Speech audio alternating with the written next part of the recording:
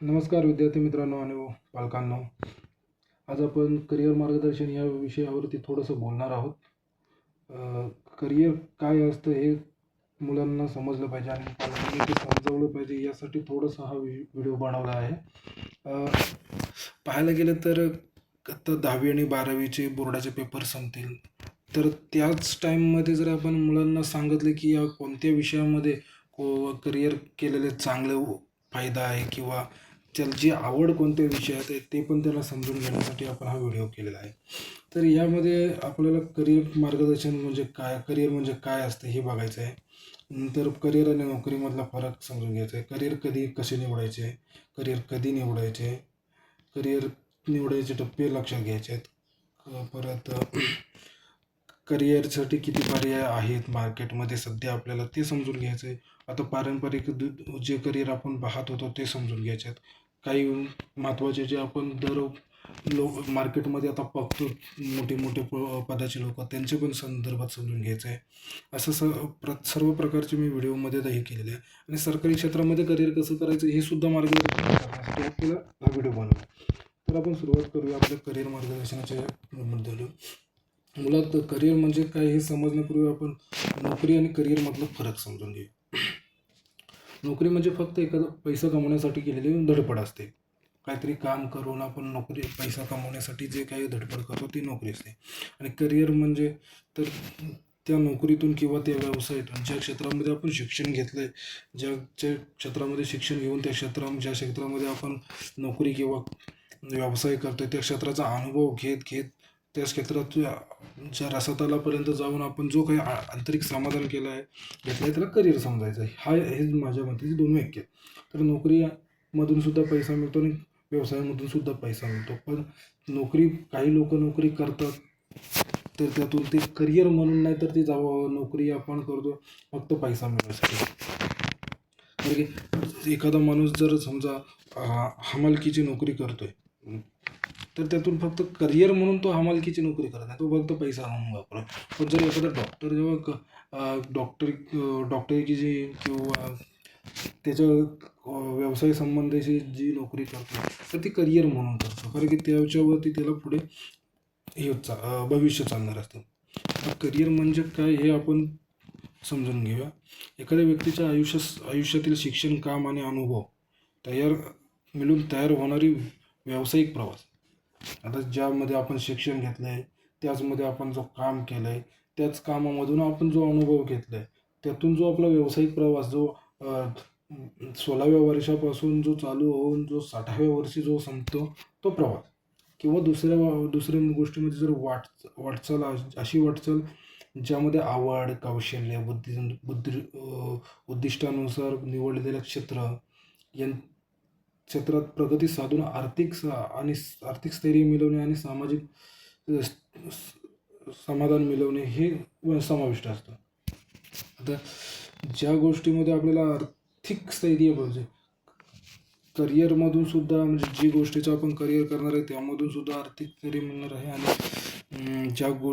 नोकरीमधून सुद्धा अर्थ प्राप्त होणार आहे. अर्थ म्हणजे संपत्ती प्राप्त होणार आहे. करिअर म्हणजे आवडीचे क्षेत्र, कौशल्य शिकून त्या क्षेत्रात काम करून अनुभव घेण्याचा, स्वतःचा विकास साधणे आणि जीवन यशस्वी बनवणे. आता हे आपण वाचलं. आता करिअर तेच आपण साध्या शब्दामध्ये जर म्हणायचं, जे गोष्टीमध्ये आपण शिक्षण घेतलं आहे, मुळात पहिले आपल्याला शिक्षणाच्या सुद्धा आधी ज्या गोष्टीची आपल्याला आवड आहे त्या गोष्टीमध्ये शिक्षण घेतलं पाहिजे. त्या गोष्टीमध्ये शिकल्यानंतर त्या क्षेत्रामध्ये अनुभव घेतला पाहिजे. त्या क्षेत्रामध्ये अनुभव घेतल्यानंतर त्या क्षेत्रामध्ये पुढे कार्यरत राहिलं पाहिजे. त्यातून संपत्ती पण मिळाली पाहिजे, त्यातून समाधानसुद्धा मिळालं पाहिजे. यासाठी आपल्याला करिअर निवडायचे असते. आता करिअर निवडण्याचे महत्त्वाचे म्हणजे आता इथले महत्त्वाचे घटक म्हणजे व्यावसायिक प्रवास, दीर्घकालीन दृष्टिकोन आणि आवड आणि कौशल्य. या 3 महत्त्वाच्या गोष्टी. म्हणजे व्यावसायिक प्रवास म्हणजे असा प्रवास जो पूर्ण 30पासून 60पर्यंत 30-40 वर्षाचा जो प्रवास असतो तो व्यावसायिक प्रवास. दीर्घकालीन दृष्टिकोन म्हणजे आज आपल्याला वकील बनायचं आवड आहे, पण त्या वकील क्षेत्रामध्ये पुढे करिअर आहे का, किंवा आज आपल्याला ॲग्रिकल्चरमध्ये शेतीची आवड आहे, पण ॲग्रिकल्चरमध्ये पुढे करिअर आहे का? आज आपल्याला इंजिनिअरिंग बनायचं, पण इंजिनिअरिंगमध्ये आपल्याला करिअर होईल का? हे पुढे दीर्घकालीन भविष्याचा विचार करून आपल्याला ते निवडायच्या गोष्टी असतात. आणि आवड आणि कौशल्य, ज्या गोष्टीची आपल्याला आवड आहे. आता मला समजा तुम्हाला खेळायची आवड आहे, पण तुम्हाला ते कौशल्य नाही आहे. आवड आणि कौशल्यात फरक ठेवला पाहिजे, ते समजून घेतलं पाहिजे. त्यासाठी असतं की म्हणून ज्या गोष्टीची आवड, त्या गोष्टीमध्ये कौशल्य प्रावीण्य मिळवले पाहिजे.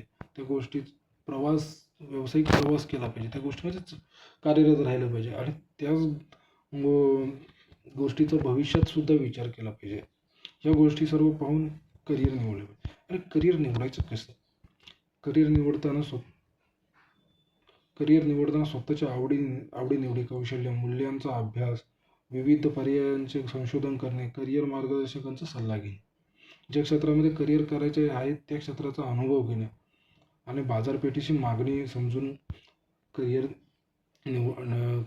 निवडीचं सांगड घालणे.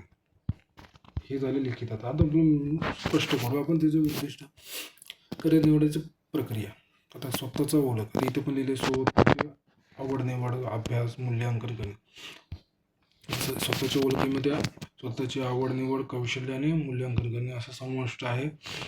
स्वतःची ओळख म्हणजे ओळखमध्ये पाहू स्वतःची आवड. आता माझी आवड काय आहे त्यानुसार मला पुढे विचार केला पाहिजे. सोबत माझी एखाद्या गोष्टीमध्ये आवड आहे त्या गोष्टीमध्ये मला कौशल्य निर्माण केले पाहिजे. ते कौशल्य निर्माण केल्यानंतर त्या व्यक्तिमत्वाला ते सुटेबल आहे की ते समजलं पाहिजे. आता जर माझं तापट स्वभाव आहे आणि मी डॉक्टर किंवा शांत स्वभावाच्या ब्रोकरेज लाईनमध्ये घुसून किंवा कोणतेही आहे जे शांत स्वभावाच्या गोष्टीमध्ये घुसणं मला सोपं पडणार नाही. त्या गोष्टी समजल्या पाहिजे. पण मला आवड, कौशल्य, माझ्या चारही गोष्टी समजल्या पाहिजेत. मूल्य पण असलं पाहिजे, म्हणजे त्या गोष्टीला व्हॅल्यू पण असली पाहिजे. आपल्याला त्या गोष्टीचा म्हणजे मोबदला मिळाला पाहिजे चांगला, ते समजून घेतलं पाहिजे. करिअर पर्यायांचा अभ्यास करणे. आता ह्या गोष्टी समजून आवड, कौशल्य, व्यक्तिमत्व, त्या गोष्टीची आपल्याला करिअर करायचं, त्या गोष्टीची बाजारामध्ये मागणी आहे का समजून त्या करिअर संदर्भात अभ्यास केला पाहिजे. म्हणजे मला कोणती गोष्ट करायची आहे त्या गोष्टीची माहिती मिळवली पाहिजे. मला डॉक्टर बनायचं आहे, पण त्या डॉक्टरसाठी मला काय करावं लागेल, कुठून मला परीक्षा द्यावी लागतील, कोणत्या फील्डमधला डॉक्टर बनलं तर मला कौशल्य सोपं पडेल, माझे कोणत्या गोष्टीकडे ओढी आहे त्या गोष्टीचं हे केलं पाहिजे. आणि तंत्रज्ञानाचा वापर करून ती माहिती मिळवता सुद्धा येऊ शकते. आता गुगलच्या सहाय्याने आपण त्या गोष्टीची माहिती मिळवू शकतो. कोणतीही गोष्ट आपण गुगलवर टाकून आता सध्याच्या घडीला त्याची माहिती मिळवू शकतो. अनुभव घेणे. ज्या क्षेत्रामध्ये आपल्याला करिअर करायचं आहे त्या क्षेत्रामध्ये अनुभव घेतला पाहिजे. भले आपल्याला उद्योजक जरी बनायचं आहे, भले उद्योजक म्हणजे समजा माझी स्वतःची चहाची जरी टपरी टाकायची आहे तरी मला दुसऱ्याच्या ठिकाणी थोडेसे त्या मार्केट समजून घेतलं पाहिजे. त्या गोष्टी म्हणजे चहा कशी बनवायची, कस्टमरशी कसं बोलायचं ते समजून घेण्यासाठी मला अनुभव घेतला पाहिजे दुसऱ्याच्या चहाच्या गाडीवरती. तरी ते भांडी कशी करायची, आपलं मॅनेजमेंट कसं होईल, ते स्टॉक कसा मॅनेज करायचा, म्हणजे कधी आपल्या किचनमध्ये साखर कमी पडू नये किंवा दूध कमी पडू नये, त्या गोष्टी समजून घेण्यासाठी आपण डायरेक्ट मार्केटमध्ये उतरतो आपल्याला नुकसान होण्याची शक्यता आहे. त्यासाठी आपल्याला अनुभव घेण्याची गरज आहे. मला तज्ज्ञांचा सल्ला घेणंसुद्धा गरजेचं आहे, कारण की कोणत्या गोष्टीवरती आपल्याला हे करायचं आहे तर ज्या गोष्टीवरचं आपल्याला ज्ञान घ्यायचं आहे त्या गोष्टी तज्ज्ञ जे आहेत, त्या गोष्टी ज्यांनी अगोदर करिअर केलं आहे, आत्ता काम करतायत त्या लोकांचं माझा सल्ला घेणंसुद्धा घेणं गरजेचं आहे. तर भविष्याचा विचार म्हणजे जी गोष्ट आज चालते ती उद्या चालली पाहिजे, ती पुढे पण भविष्यात चालली पाहिजे, ती 30 वर्षांसुद्धा चालली पाहिजे. आता बघा, पहिले कम्प्युटरवरती माणसं कामाला लागायची, आता AI येत आहे. AIच्या जनरेशनमध्ये पुढे भविष्यामध्ये माणसांची कमतरता होणार नाही, पण माणसं कमी केली जाणार कामावरून. म्हणजे आता मॅनपॉवर कमी होणार, मनुष्यबळ कमी केलं जाईल. तर त्या गोष्टींचा पण विचार केला पाहिजे. आणि त्या सगळ्यांच्या सांगड घालून घालून कृती योजना केली पाहिजे, की मला जर डॉक्टर बनायचं आहे तर मला 10वी नंतर सायन्स घेतलं पाहिजे. सायन्समध्ये चांगले मार्क पडून मला नीट वगैरे परीक्षा द्यावी लागेल. त्याच्यानंतर मी MBBSला ॲडमिशन घेऊ शकेन. MBBS झाल्यानंतर प्र अनुभव घ्यावा लागेल, म्हणजे इंटर्नशिप करावी लागेल. त्याच्यानंतर कुठल्या तरी त्याच्यानंतर मला स्वतः डॉक्टर असं होता येईल, असं मला वाटतं. मी सायन्स नाही केलं आहे तरी पण. लक्षात ठेवण्याची महत्त्वाची गोष्ट म्हणजे आत्मविश्वास असला पाहिजे. हा महत्त्वाचा मुद्दा आहे. कोणत्या गोष्टीचं मला तर बनायचं आहे. माझा मित्र सायन्स घेतो म्हणून मला सायन्स घ्यायचं ही गोष्ट नाही. पण मला ते सायन्स जमलं पाहिजे. मला ते करता आलं पाहिजे. ती गोष्ट समजली पाहिजे. तो आत्मविश्वास माझ्याकडे पहिला असला पाहिजे. आणि वास्तववादी दृष्टिकोन, आर्थिक उद्दिष्टे आणि जीवनशैलीतील बदल वास्तववादी राहिले पाहिजे. आता मला डॉक्टर बनायचं आहे, माझा आत्मविश्वास पण आला आहे, मला डॉक्टर बनायचं आहे. माझा मित्र डॉक्टर बनतोय म्हणून मला डॉक्टर बनायचं आहे, मला सायन्समध्ये ॲडमिशन घ्यायचं आहे. पण माझा मित्र हुशार आहे, माझा काय संबंध आहे? असंच गोष्टी असतात. आत्मविश्वास आहे, ठीक आहे, आत्मविश्वास बनायला दोघांची पण पात्रता सेम आहे. तुमचा मित्र ॲडमिशन घेतोय म्हणून तुम्ही ॲडमिशन घेता, दोघांचा अभ्यास करण्याची टेक्निक सेम आहे, तुम्ही करू शकता. आत्मविश्वास पण आहे. पण तो आर्थिकदृष्ट्या सक्षम आहे आणि तुम्ही आर्थिकदृष्ट्या सक्षम नसाल तर तुम्ही त्या गोष्टीचा पण विचार केला पाहिजे. आणि दुसरी आर्थिकदृष्ट्या अशी गोष्ट, की ज्या गोष्टीमध्ये तुम्ही डॉक्टरच असं नाही, की ज्या गोष्टीमध्ये तुम्ही पुढे भविष्यामध्ये काम करण्याचा विचार करता, त्या गोष्टीमध्ये आर्थिक पैसा संपत्ती आली पाहिजे. हा विचारसुद्धा आत्ता केला पाहिजे. ती गोष्ट पुढे चालेल का ही गोष्ट समजून घेतली पाहिजे. हा एक मुद्दा. आता दुसरा एक मुद्दा म्हणजे करिअर कधी निवडावा. करिअर निवडायसाठी जर बघायला गेलं तर असं निश्चित असा कालावधी काही नाही. तुम्ही 30व्या वर्षीनंतर सुद्धा करिअर निवडू शकता किंवा 60व्या वर्षी म्हणून करिअर करू शकता. जसं की KG कुठला ते करिअर निवडू शकता. म्हणजे जर तुम्हाला 30व्या वर्षीपर्यंत तुम्हाला अकाउंटंट व्हायचं आहे आणि नंतर वाटतं आता आपल्याला नाही, तर आपण सेल्स एक्झिक्युटिव्ह सुद्धा करिअर म्हणून निवडू शकतो.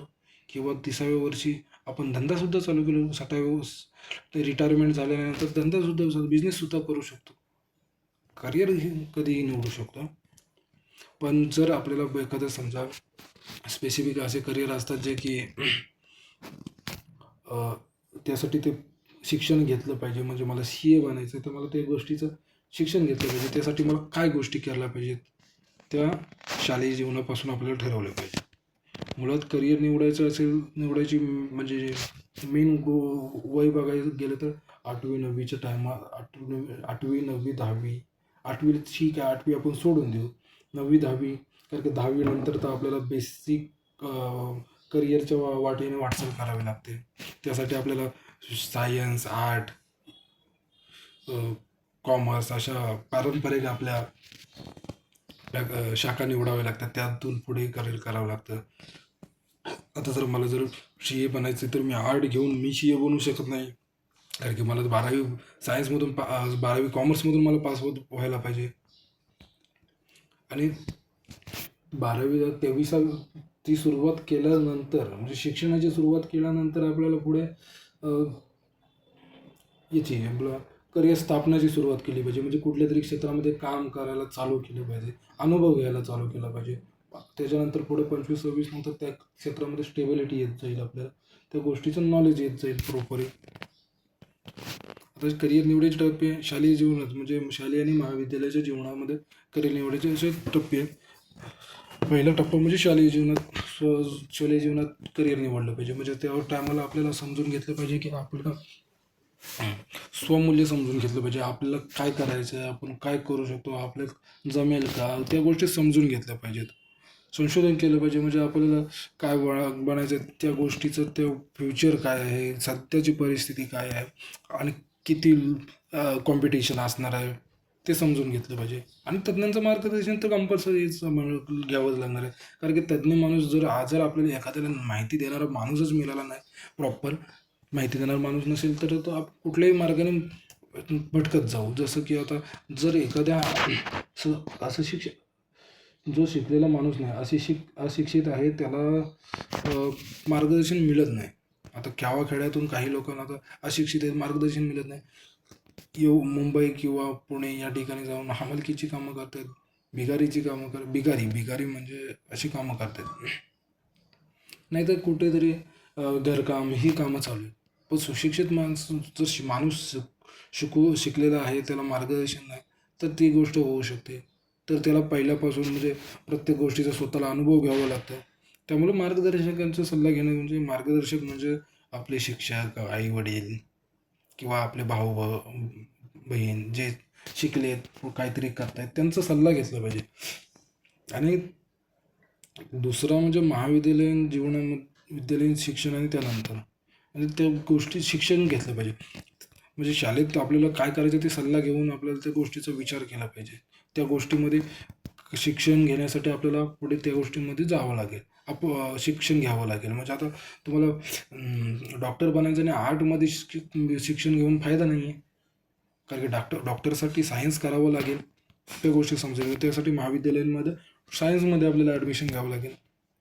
आणि हा मेन करिअर स्थापनेचा महाविद्यालयीन जीवनामधला आपलं जो शिक्षण असणार आहे ते करिअर स्थापनेची सुरुवात असतं.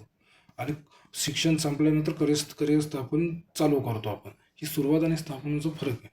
म्हणजे आता करिअर स्थापना ही महाविद्यालयीन जीवनात आपण केली की त्याच्यानंतर बाजारमूल्य, बाजारात आता त्या करिअरची काय व्हॅल्यू आहे, आता आपण निवडलंय की आत्ता निवडलंय, ते खरं तर आपण शालेय जीवनातच समजलं पाहिजे की त्या शिक्षणाची बाजारमूल्य काय असणार आहे. म्हणजे आता आपण गोष्टी निवडल्यात आणि त्या पुढे भविष्यच नसणार आहे, तर आपल्याला करणार काय? त्यासाठी बाजाराचा अभ्यास केला पाहिजे. व्यावसायिक अनुभव घेतला पाहिजे. आता चहासाठी जर बाजारामध्ये ₹5 किंमत आहे, तर आपण 100ची चहा कुठे विकू शकतोय? हे पण समजून घेतलं पाहिजे. महत्त्वाच्या गोष्टी करिअर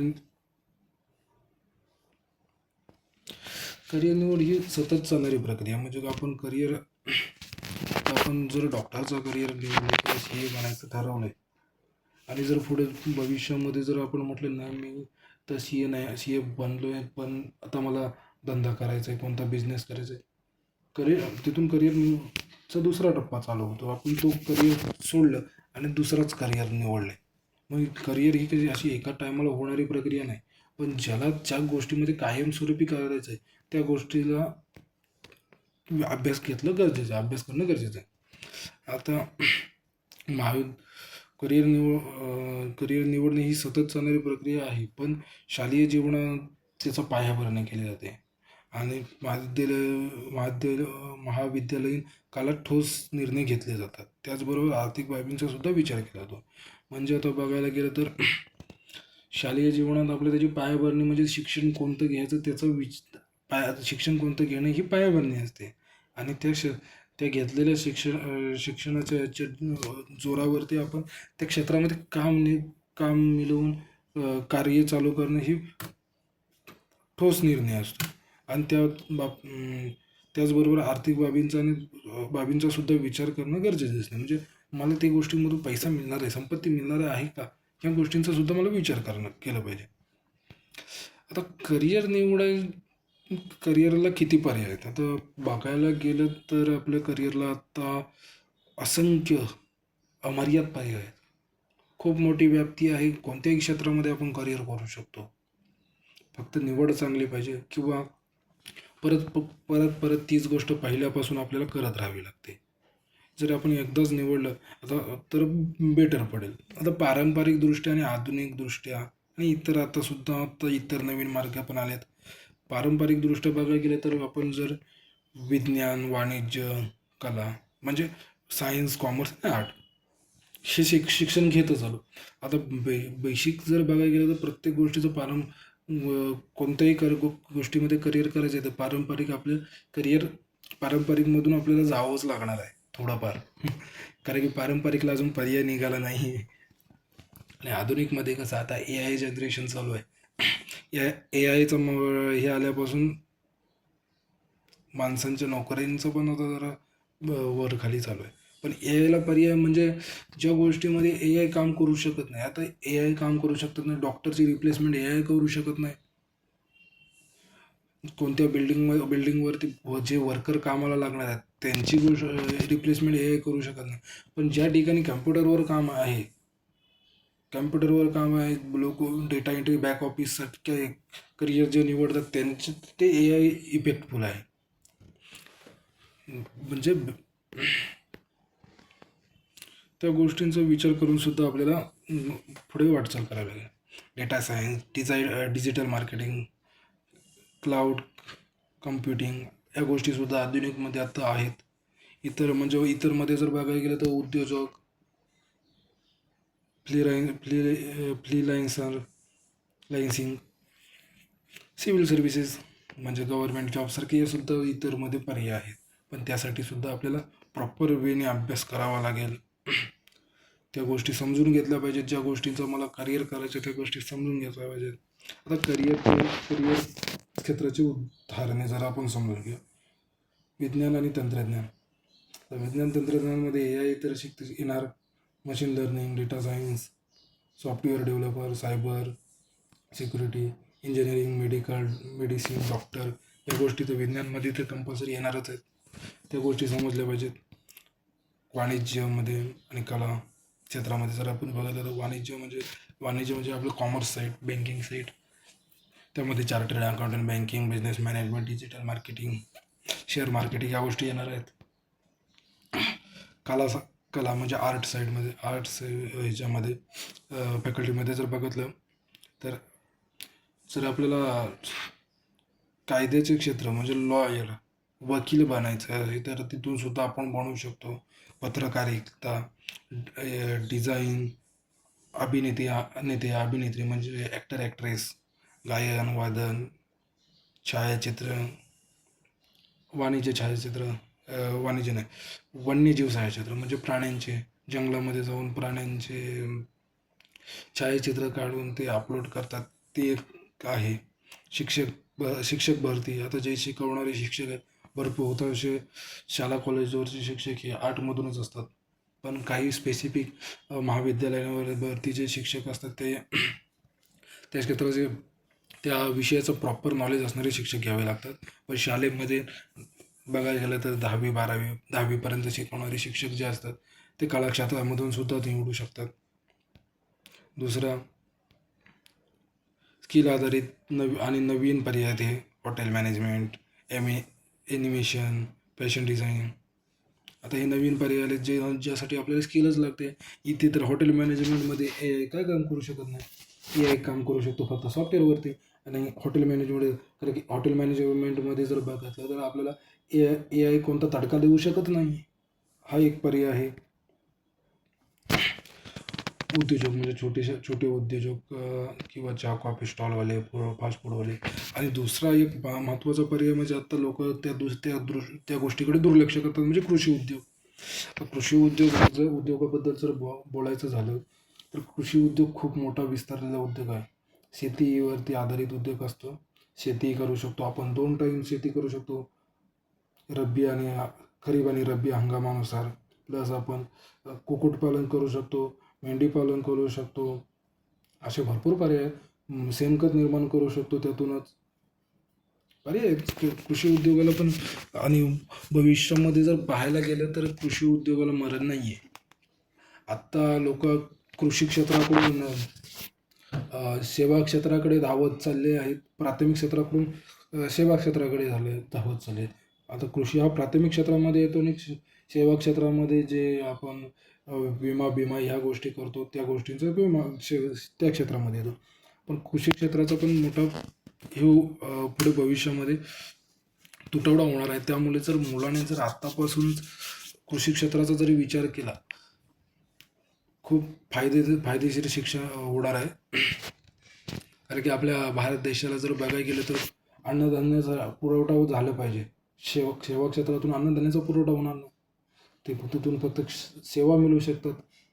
अन्नधान्याचा पुरवठा कृषी क्षेत्रातूनच होईल. तर कृषी क्षेत्रसुद्धा एक महत्त्वाचा पर्याय आपण भविष्यासाठी समजून घेतला पाहिजे. आता काही विशेष महत्त्वाची गोष्ट म्हणजे आपण जे गोष्टी बघतो, डॉक्टर, इंजिनियर, वकील, चार्टर्ड अकाउंटंट, शिक्षक. आता हे करण्यासाठी काय काय करायला लागतं बेसिकमध्ये आपण समजून घेण्याचा प्रयत्न करूया. डॉक्टर बनण्यासाठी जर बघावं गेलं तर सायन्समधून समजून घेऊया. डॉक्टर जर बनायचं तर 10वी नंतर कंपल्सरी आपल्याला विज्ञानमधून शिक्षण घ्यावे लागेल. म्हणजे सायन्स शाखेतून 12वी पास, चांगल्या मार्काने 12वी पास करावी लागेल. त्याच्यानंतर नीटसारखी एक्झाम द्यावी लागेल. त्याच्यानंतर आपल्याला MBBSला ॲडमिशन मिळेल आणि ते MBBS पास झाल्यानंतर 1 वर्षाचा अनुभव घेऊन डॉक्टर पदवी आपल्याला डॉक्टर म्हणून कार्य करू शकतो आपण. तसंच इंजिनियर बनण्यासाठी सुद्धा 10वी नंतर विज्ञान शाखेतूनच 12वी उत्तीर्ण व्हावी लागेल. त्याच्यानंतर GEE सारखी परीक्षा देऊन BE किंवा BTech करून आपल्याला अभ्यास करून इंजिनियर बनता येईल.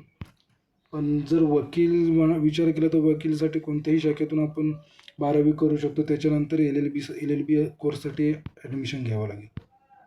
तसंच चार्टर्ड अकाउंटंट म्हणून जर आपल्याला कार्य करायचं आहे किंवा चार्टर्ड अकाउंट बनायचं आहे तर आपल्याला वाणिज्य शाखेतून म्हणजे कॉमर्स शाखेतून 12वी उत्तीर्ण करून CA फाउंडेशन करावं लागेल. तसंच शिक्षकसाठी आपण आर्टमधून सुद्धा शिक्षक बनवू शकतो, आपण कॉमर्समधून सुद्धा शिक्षक बनवू शकतो किंवा सायन्समधून सुद्धा शिक्षक बनवू शकतो. त्यासाठी संबंधित विषयाची पदवी घ्यावी लागेल. त्यानंतर BEd किंवा DEd करावं लागेल. जर सरकारी शिक्षक व्हायचं असेल तर TETची एक्झाम देऊन आपण सरकारी शिक्षकसुद्धा बनवू शकतो. तसंच इतर सरकारी क्षेत्रामध्ये जर आपल्याला करिअर करायचं आहे तर काय करावं लागेल? कारण की सरकारी क्षेत्राला सुद्धा खूप मोठा पर्याय आहे. स्पर्धा परीक्षासारख्या खूप परीक्षा जर पास आहेत. जर आता बघायला गेलं तर UPSC, SSC, रेल्वे, बँकिंग ह्या सेंट्रल लेवलवरच्या परीक्षा आहेत. तसंच MPSC ही राज्य क्षेत्रावर लेवलची परीक्षा आहे. तसेच पोलीस भरती, मिलिटरी यासुद्धा परीक्षा आपण देऊ शकतो.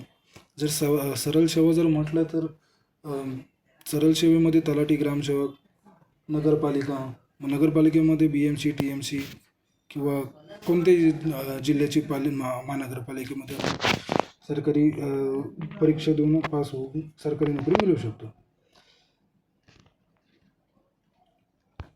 तर आपण सरकारी नोकरीवरती पुढील व्हिडिओ सविस्तरमध्ये आपण बनवूच. तूर्त इथेच थांबू. धन्यवाद.